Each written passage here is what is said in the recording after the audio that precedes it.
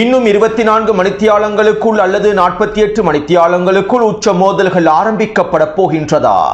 அவசரமாக மூடப்பட்டிருக்கக்கூடிய எண்ணெய் உற்பத்தி தளங்களும் எரிவாயு உற்பத்தி தளங்களும், அவசரமாக பிற்போடப்பட்டிருக்கக்கூடிய நெட்டன்யாகுவின் அவசர விஜயமும் உச்சக்கட்ட பதற்றமும், யெமனின் களத்திலே உச்சளவில் மேற்கொள்ளப்பட்டு வரக்கூடிய தயார்படுத்தல்களும், சவுதி அரேபியாவினுடைய காய் நகர்த்தல்களும், அமெரிக்க மத்திய கட்டளை தளபதியினுடைய அவசர நடவடிக்கைகளும், கைப்பற்றப்பட்டிருக்கக்கூடிய யெமன் ஹவுதிகளதும் ஹிஸ்புல்லா இராணுவத்தினதும் ஆயுதங்களும், ஈரானிய பாராளுமன்ற சபாநாயகர் முகமது கலிபாஃப் அவர்கள் மேற்கொண்டிருக்கக்கூடிய நகர்வுகளும், இதற்கெதிரான உச்சக்கட்ட விமர்சனங்களும், சில சிக்கல்களும், குவைட்டுக்கு எதிரான தாக்குதல்களை ஆரம்பிப்பதற்கு தயாராகி வரும் ஈராக்கிய எதிர்ப்பு குழுக்களும், அடுத்த கட்ட நகர்வுகளும்,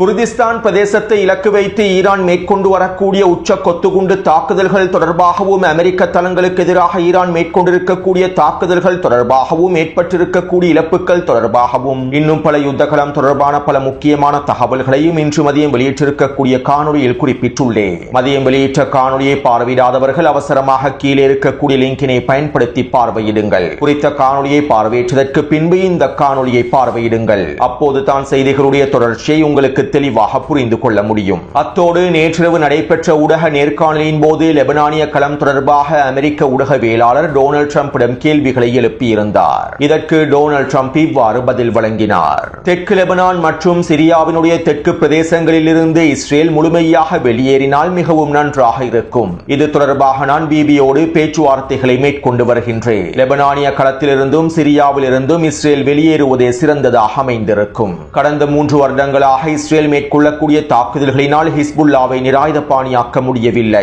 ஹிஸ்புல்லாவை நிராயுதபாணியாக்குவதற்கு சிறந்த தலைவராக சிரியாவினுடைய ஜனாதிபதி அஹமத் ஷாரா அவர்களே இருக்கின்றார். இஸ்ரேலியர்களை விட ஹிஸ்புல்லாவை அவர் சிறப்பாக கவனித்துக் கொள்வார். அவரால் மாத்திரமே ஹிஸ்புல்லாவை முழுமையாக நிராயுதபாணியாக்க முடியும். மேலும் இஸ்ரேலியர்களை போல் அல்லாமல் அவர் அதனை வேறு விதமாகவே செய்வார். தெற்கு லெபனான் பிரதேசத்திற்குள்ளே கட்டிடங்களை இடிக்காமலேயே, கட்டிடங்களுக்கு எதிரான தாக்குதல்களை மேற்கொள்ளாமலேயே சிரியாவினுடைய ஜனாதிபதி ஹிஸ்புல்லாவை நிராயுதபாணியாக்கி விடுவார். தற்போது இஸ்ரேலியர்களை விட அஹமத் ஷாரா துல்லியமான விதத்தில் செயற்படுவார் என நான் நினைக்கின்றேன். மேலும் அவர் அதனை செய்வதற்கு விரும்புவார் என்பது எனக்கு நன்றாகவே தெரியும். நிச்சயமாக அவர் ஹிஸ்புல்லாவை நிராயுதபாணியாக்குவதற்கு களமிறங்குவார். மேலும் அவருக்கு பச்சை விளக்கை காண்பிப்பதற்கே நான் தற்போது தயாராகி வருகின்றேன் என டொனால்ட் ட்ரம்ப் கருத்துக்களை வெளியிட்டிருந்தார்.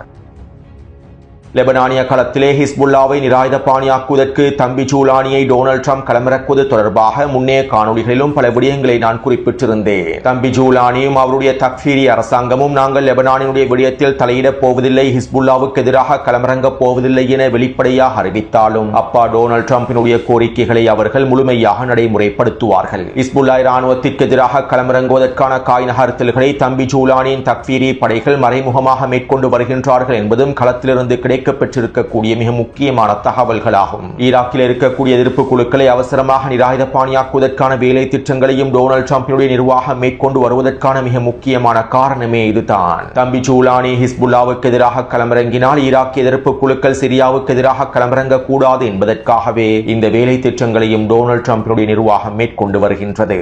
ஈராக்கிய பிரதமரை சந்தித்து ஈராக்கிய பிரதமருக்கு உச்சழுத்தங்களை வழங்குவதற்கு பின்னால் இருக்கக்கூடிய நோக்கங்களும் இதுதான். எனவே சரியான சந்தர்ப்பம் வரும் வரையில் டொனால்ட் ட்ரம்பினுடைய நிர்வாகம் அனைத்து தயார்படுத்தல்களையும் மேற்கொண்டு வருகின்றது.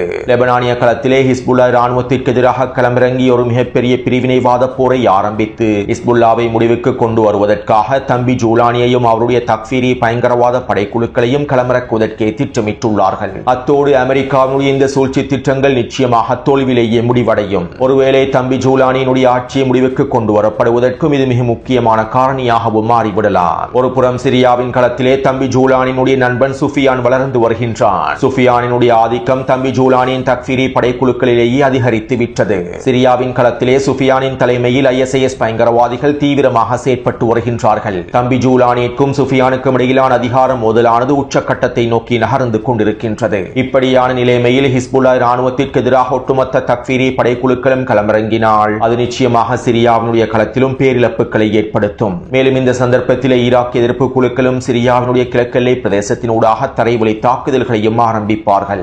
இந்த சந்தர்ப்பத்திலே யுத்த களமானது ஒரு மிகப்பெரிய உச்சக்கட்ட போராகவே அமைந்திருக்கும். அடுத்து ஹிஸ்புல்லா இராணுவத்திற்கு தேவையான ஆயுத பரிமாற்றங்கள் தொடர்ச்சியாக ஈராக் வழியாக சிரியாவின் ஊடாக நகர்த்தப்படுகின்றன. சிரியாவில் இருக்கக்கூடிய சில அரபு பழங்குடி குழுக்களை பயன்படுத்தி ஈராக்கில் இருக்கக்கூடிய எதிர்ப்பு குழுக்கள் ஹிஸ்புல்லா இராணுவத்திற்கான ஆயுதங்களை தொடர்ச்சியாக விநியோகம் செய்து வருகின்றார்கள். மேலும் இந்த ஆயுத பரிமாற்றத்தை முழுமையாக தடுத்து நிறுத்துவதற்காக தம்பி ஜூலானியின் தக்ஃபீரி படைக்குழுக்கள் எல்லாவிதமான முயற்சிகளையும் மேற்கொள்கின்றன. கடந்த 6 மாதத்திற்குள் மாத்திரம் ஹிஸ்புல்லா இராணுவத்திற்காக அனுப்பி வைக்கப்பட்டிருந்த பல ஆயுதங்களையும் தம்பி ஜூலானியின் தக்ஃபீரி படைக்குழுக்கள் கைப்பற்றியுள்ளன.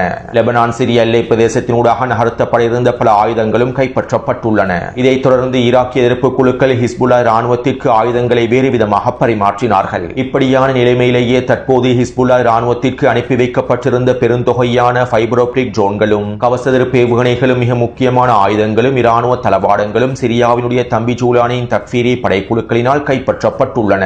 அதாவது கடந்த வாரம் ஈராக்கினுடைய எண்ணெய் கப்பல்கள் துறைமுகத்தை அடைந்திருந்தன.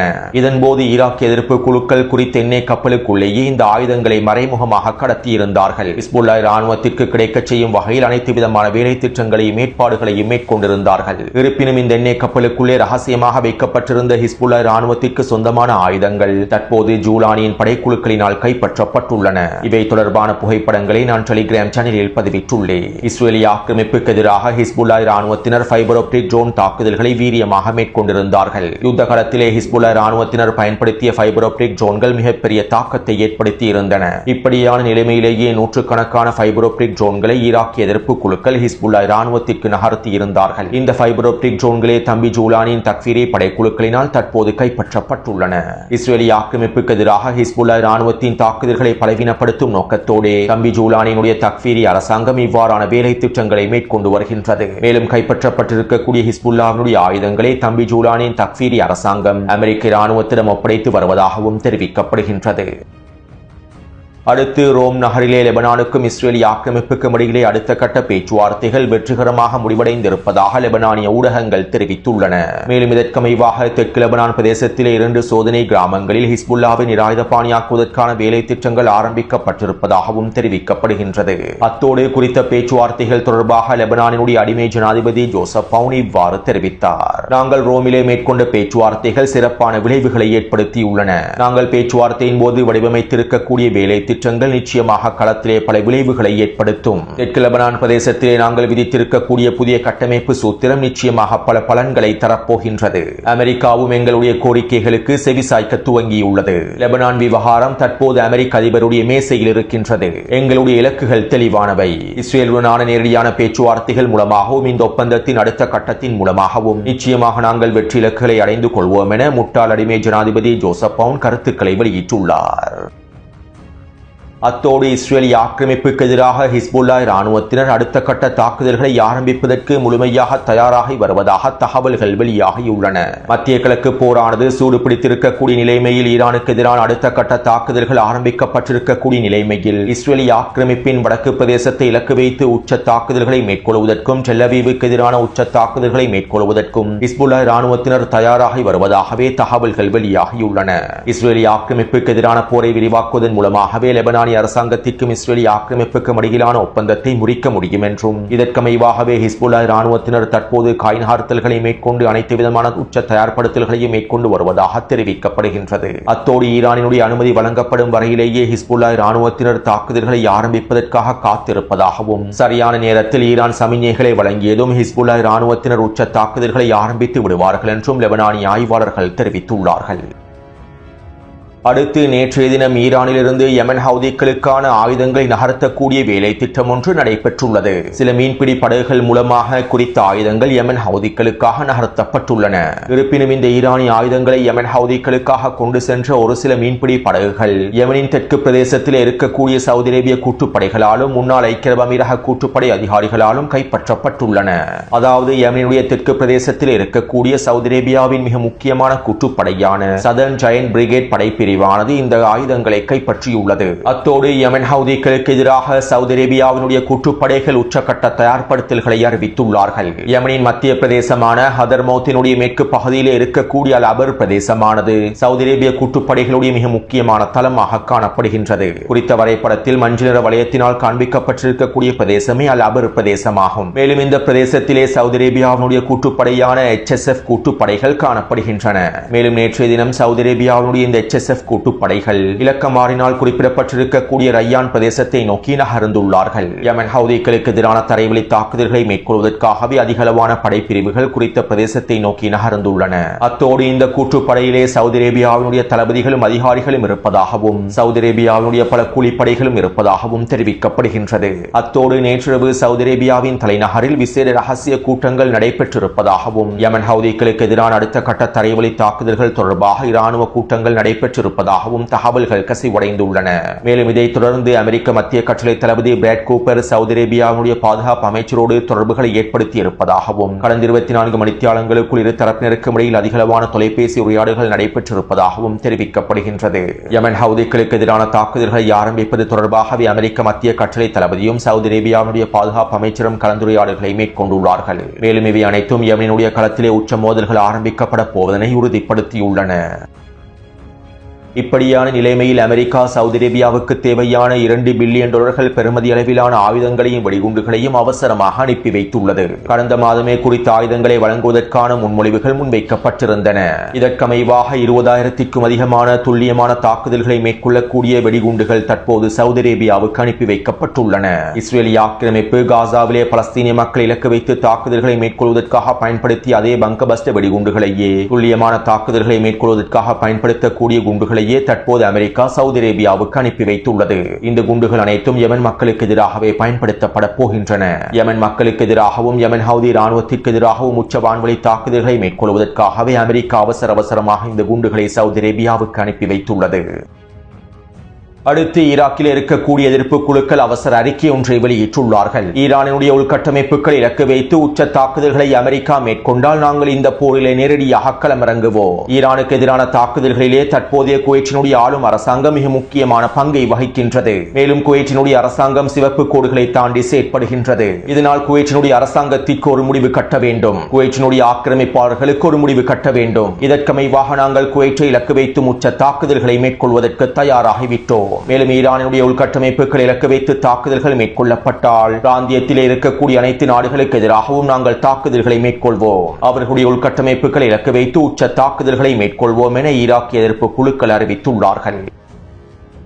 அத்தோடு போரானது உச்சகட்டத்தை நோக்கி நகர்ந்து கொண்டிருக்கக்கூடிய வேளையில் ஈரானினுடைய பாராளுமன்ற சபாநாயகர் முகமது கலிபாஃப் அவர்கள் அமெரிக்காவுடனான பேச்சுவார்த்தையை நோக்கி காய் நகர்த்தல்களை மேற்கொண்டு வருகின்றார். இன்று மதியம் வெளியிட்ட காணொலியில் முகமது கலிபாஃப் அவர்கள் வெளியிட்ட கருத்துக்கள் தொடர்பாக பதிவிட்டிருந்தேன். மேலும் அமெரிக்காவோடு ஈரான் மேற்கொண்டிருந்த புரிந்துணர்வு ஒப்பந்தத்தை ஈரானுக்குள்ளே இருக்கக்கூடிய பல அரசியல் தலைமைகளும் ஈரானிய உச்ச தலைவருக்கு நெருக்கமானவர்களும் விமர்சித்திருந்தார்கள். கடந்த காலங்களிலே இவை தொடர்பாக நான் தெளிவாக குறிப்பிட்டிருந்தேன். அதிலே மிக முக்கியமாக ஈரானிய பாராளுமன்ற உச்ச தேசிய பாதுகாப்பு சபையினுடைய துணைத் தலைவராக செயற்படக்கூடிய நபாவியன் அவர்கள் வெளிப்படையான விமர்சனங்களை முன்வைத்திருந்தார். இந்த புரிந்துணர்வு ஒப்பந்தத்திற்கு பின்னால் இருக்கக்கூடிய சூழ்ச்சி திட்டங்களையும் அம்பலப்படுத்தி இருந்தார். மசூத் பெஸெஷ்கியானுடைய அரசாங்கமும் வெளியுறவுத்துறை அமைச்சர் அப்பாஸ் அரக்சியும் குறித்த புரிந்துணர்வு ஒப்பந்தம் தொடர்பான பல விடயங்களை மூடி மறைக்கின்றார்கள் என்றும் கருத்துக்களை திரித்து கூறுகின்றார்கள் என்றும் நபாவியன் அவர்கள் வெளிப்படையாக அறிவித்திருந்தார். இவை தொடர்பாக கடந்த மாதமே நான் காணொலிகளில் தெளிவாக குறிப்பிட்டிருந்தேன். இப்படியான நிலைமையில் கடந்த 2 நாட்களுக்கு முன்பு ஈரானிய பாராளுமன்றம் திறக்கப்பட்டது.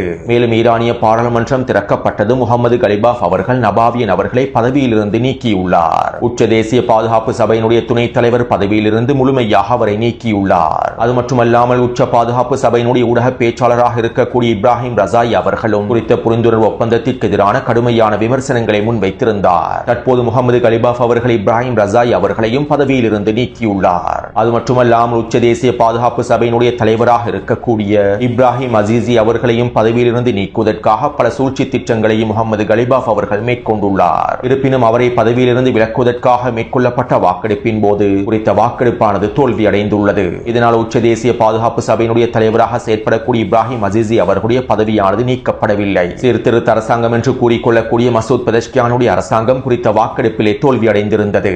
அதாவது ஈரானிய உச்ச தலைவர் எடுக்கக்கூடிய முடிவுகளில் தாக்கம் செலுத்தக்கூடிய சபையாக ஈரானிய உச்ச தேசிய பாதுகாப்பு சபையே காணப்படுகின்றது. இதனாலேயே மசூத் பெதஷ்கியானுடைய அரசாங்கம் பாராளுமன்ற சபாநாயகர் முகமது கலிபாஃபை பயன்படுத்தி எப்படியாவது ஈரானிய உச்ச தேசிய பாதுகாப்பு சபையை சீர்திருத்த அரசாங்கத்தின் கட்டுப்பாட்டுக்குள் கொண்டு வருவதற்காக வேலை திட்டங்களை முன்னெடுத்துள்ளார்கள். இருப்பினும் ஈரானிய உச்ச தலைவருக்கு நெருக்கமான உச்ச தேசிய பாதுகாப்பு சபையினுடைய தலைவராக இருக்கக்கூடிய இப்ராஹிம் அசிசி அவர்களுடைய பதவியானது தற்போது பாதுகாக்கப்பட்டுள்ளது.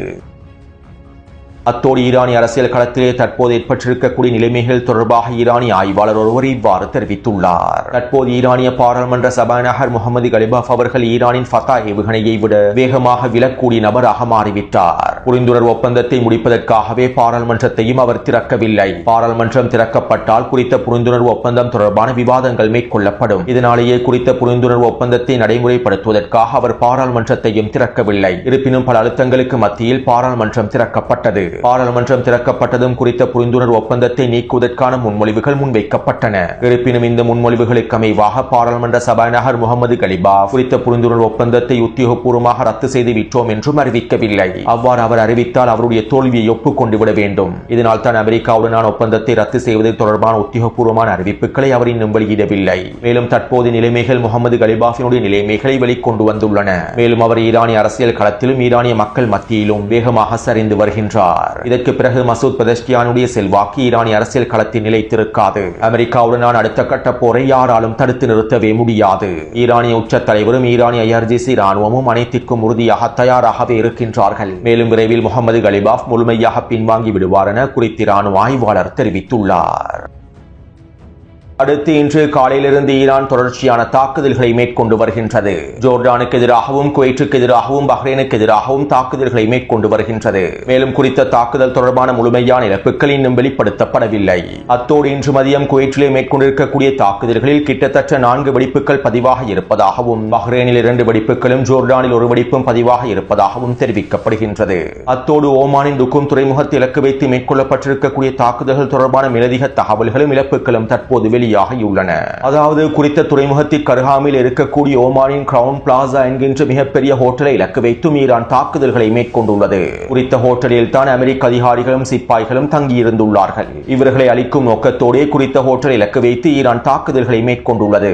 இந்த தாக்குதலினால் 10க்கும் அதிகமான அமெரிக்க அதிகாரிகளும் சிப்பாய்களும் அளிக்கப்பட்டிருக்கலாம் என்றும் பலர் படுகாயங்களுக்கு உள்ளாக்கப்பட்டிருக்கலாம் என்றும் தெரிவிக்கப்படுகின்றது. மேலும் குறித்த தாக்குதல் தொடர்பான செயற்கைக்கோள் புகைப்படங்கள் தற்போது வெளியாகியுள்ளன. இதைத் தொடர்ந்து குறித்த ஹோட்டலை இலக்கு வைத்து ஈரான் தாக்குதல்களை மேற்கொண்டுள்ளது என்கின்ற தகவல்களும் வெளிப்படுத்தப்பட்டுள்ளன. அத்தோடு குறித்த தாக்குதல் தொடர்பாக அமெரிக்க ராணுவம் எந்தவிதமான அறிவிப்புகளையும் வெளியிடவில்லை. வழமை போன்ற அமெரிக்கா இழப்புகளை மூடிமறைத்து வருகின்றது. அத்தோடு ஈராக்கினுடைய மிக முக்கியமான மிகப்பெரிய துறைமுகமான பஸ்ரா துறைமுகத்தில் இருக்கக்கூடிய எண்ணெய் கப்பல் ஒன்றுக்கு எதிராக தாக்குதல் ஒன்று மேற்கொள்ளப்பட்டுள்ளது. ஈராக்கினுடைய 90% எண்ணெய் ஏற்றுமதி குறித்த துறைமுகத்தின் வழியாகவே மேற்கொள்ளப்படுகின்றது. மேலும் இந்த ட்ரோன் தாக்குதலை தொடர்ந்து குறித்த துறைமுகமானது தற்போது எண்ணெய் விநியோகத்தை முழுமையாக நிறுத்தியுள்ளது. அதே போன்று குர்திஸ்தான் பிரதேசத்தில் இருக்கக்கூடிய ஐக்கிய அரபு அமீரகத்திற்கும் அமெரிக்காவுக்கும் சொந்தமான பல எண்ணெய் வயல்கள் தற்போது அவசரமாக இழுத்து மூடப்பட்டுள்ளன. பிராந்தியத்தினுடைய பதற்ற நிலைமை உச்சக்கட்டத்தை அடைந்திருப்பதனால் குறித்த எரிவாயு தளங்களை இலக்கு வைத்து எண்ணெய் தளங்களை இலக்கு வைத்து தாக்குதல்கள் மேற்கொள்ளப்பட வாய்ப்புகள் இருப்பதனால் தற்போது இந்த எண்ணெய் தளங்கள் எரிவாயு தளங்கள் முழுமையாக இழுத்து மூடப்பட்டிருப்பதாக தெரிவிக்கப்படுகின்றது. அதே போன்று இந்த வார இறுதியில் நெட்டன்யாஹூ அமெரிக்காவுக்கு விஜயம் செய்வதாக இருந்தது. இருப்பினும் தற்போது நெட்டன்யாஹூவினுடைய அமெரிக்க விஜயமானது பிற்போடப்பட்டுள்ளது. இந்த மாத இறுதி வரையில் அல்லது அடுத்த மாதத்திலேயே நெட்டன்யாஹூ அமெரிக்காவுக்கான விஜயத்தை மேற்கொள்வார் என்றும் தெரிவிக்கப்படுகின்றது. மேலும் இந்த நகர்வுகள் அனைத்தும் சம்பவங்கள் அனைத்தும் ஒரு மிகப்பெரிய தாக்குதல் ஒன்று மத்திய கிழக்கு பிராந்தியத்திலே ஆரம்பிக்கப்பட போகின்றது என்பதனை உறுதிப்படுத்துகின்றது.